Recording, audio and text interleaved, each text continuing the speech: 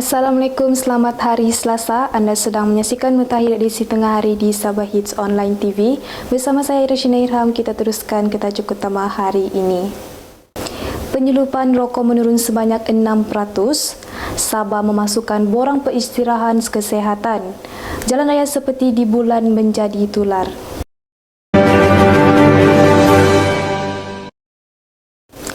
Sabah masih terus mengejar status memiliki kad pengenalan Sabah dan menuntut hak kewangan sendiri dari Kerajaan Persekutuan bagi mengenai penyelesaian isu pendatang tanpa izin yang sudah berpuluh tahun tiada kesudahan. Pada baru-baru ini, Presiden Staf Sabah merangkap Timbalan Ketua Menteri Yang Berhormat Datuk Seri Parlimen Dr. Jeffrey G. Ketingan sebagai Wakil Parlimen telah menyuarakan tentang isu-isu berkenaan. Parlimen hanya menyampaikan hasrat rakyat Sabah meminta supaya dikeluarkan IC Sabah sebagai satu jalan membentras isu-isu pengeluaran IC yang lain. Dan saya telah meluahkan ini di Parlimen supaya juga kerajaan pusat memberikan kuasa, memberi kita ruang supaya IC Sabah ini dapat kita keluarkan bersama-sama dengan kerajaan pusat. Jadi saya juga ingin luahkan di sini bahawa kita juga telah meminta supaya kerajaan pusat memberi kuasa dan kerjasama kepada kerajaan negeri untuk menjalankan penyelesaian ke atas isu-isu orang asing, khususnya orang asing yang tidak berdokumen dan juga pendatang asing tanpa izin. Kita mau supaya masalah ini dapat diselesaikan dengan cepat sebab berpuluh tahun sudah bergantung-gantung, dan sekiranya masalah ini tidak dapat diselesaikan dengan cepat, dia akan menjadi masalah yang lebih sukar untuk kita selesaikan. Beliau berkata semasa membuat lawatan di Desa Dairy Farm Kundasang pada Ahad lalu.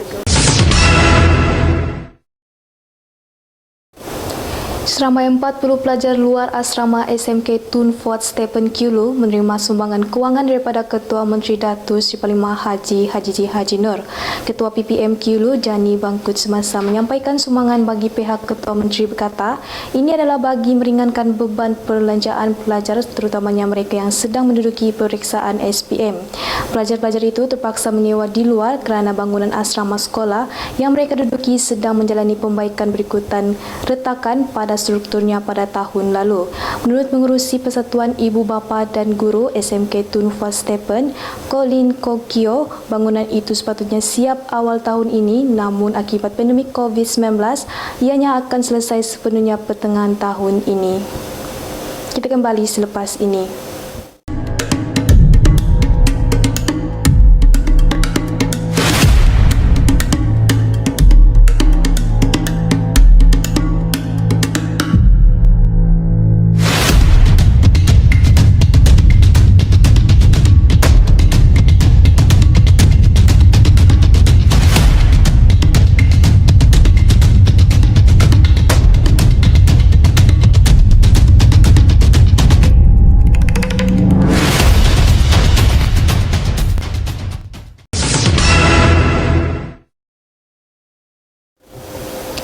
Kita bertemu kembali. Penyelundupan rokok di negara ini menurun sebanyak 6% pada tahun lepas berikutan pengenaan duty excise ke atas rokok dan produk tembakau mulai Januari 2021, kata Ketua Pengarah Kastam Datuk Seri Abdul Latif Abdul Kadir.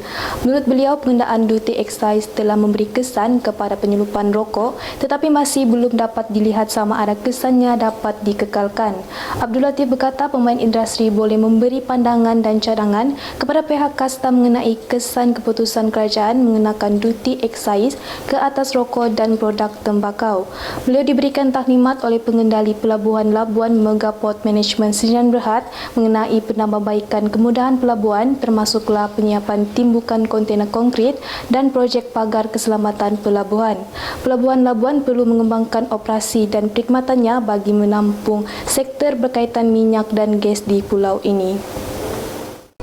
Kak, Stres aku mau exam tapi sakit badan aku. Pening lagi, tidak fokus lagi. Kau ni dari tadi bising, pening lah, stres lah. Kau mau kasih yang stres kau? Ya, Kau mau kasih yang pening kau? Ya. Kau mesti try kopi, bean kopi. Kopi apa nih, Kak? Kau try, kau rasa macam mana, lepas tu baru kau datang berjumpa kakak. Oke, Pergi, aku buat dulu.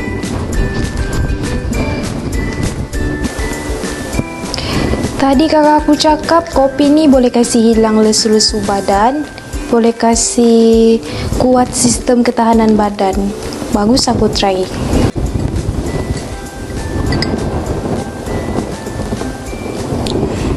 Macam mana? Sudah rasa? Sudah, sedap wah. Betul kan apa kakak cakap? Ya betul. Kamu di luar sana yang meminati kopi, kamu kena try bean kopi.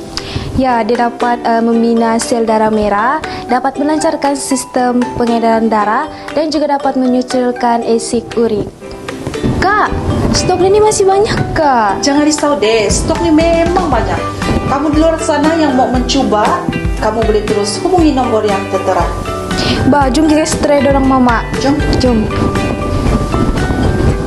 Big Coffee, terasa nikmatnya.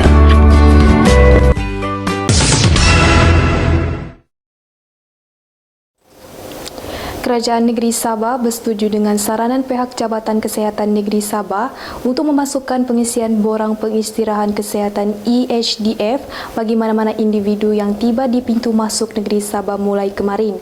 Menteri Kerajaan Tempatan dan Perumahan Datuk Seri Masini Manjun memaklumkan ini dalam kenyataan medianya pada kemarin. Individu yang memasuki negara ini hanya perlu menunjukkan status vaksin dan risiko melalui aplikasi MySejahtera. Kita kembali selepas ini. Big Coffee ni so-called healthy-licious coffee. Kita nak berubah daripada kopi yang tak sihat kepada kopi sihat. Ianya diadun menggunakan ramuan ubi merah, red beet. Saya rasa pengguna hari ini bijak, mereka boleh google apa itu red beet atau ubi beet merah yang khasiatnya diakui oleh masyarakat dunia, oleh pakar-pakar seperti pakar jantung dan sebagainya. So maka Big Coffee diadun sebegitu rupa dengan 40 gram satu sachet, dengan aura kopinya, rasanya yang setakat ini ramai meramalkan Big Coffee boleh menjadi kopi Malaysia bertaraf dunia.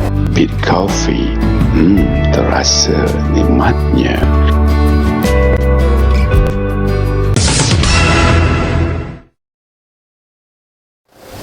Kita bertemu kembali.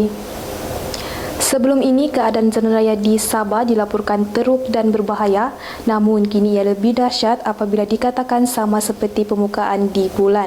Menerusi pengungsian satu klip video di laman sosial, kelihatan keadaan jalan raya di kawasan Telupit Sabah itu ternyatanya tidak rata serta dipenuhi dengan lubang. Bukan saja boleh mendatangkan bahaya kepada pemandu, malah turut memberi kesan jangka panjang kepada pengguna kenderaan. Dalam pada itu, klip video berdurasi 21 saat itu turut memaparkan pemandu kenderaan pancuan 4 roda tersebut meluahkan perasaannya menerusi sebuah lagu.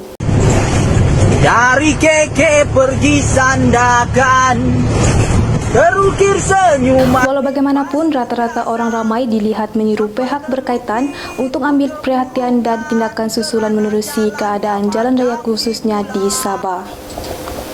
Hari-hari makan laksa, sedapnya kuah ikan kelisa, badan kuat seperti perkasa, selamat menyambut hari Selasa. Sekian saja berita untuk hari ini. Saya Irshina Irham, Sabah Hits Online TV.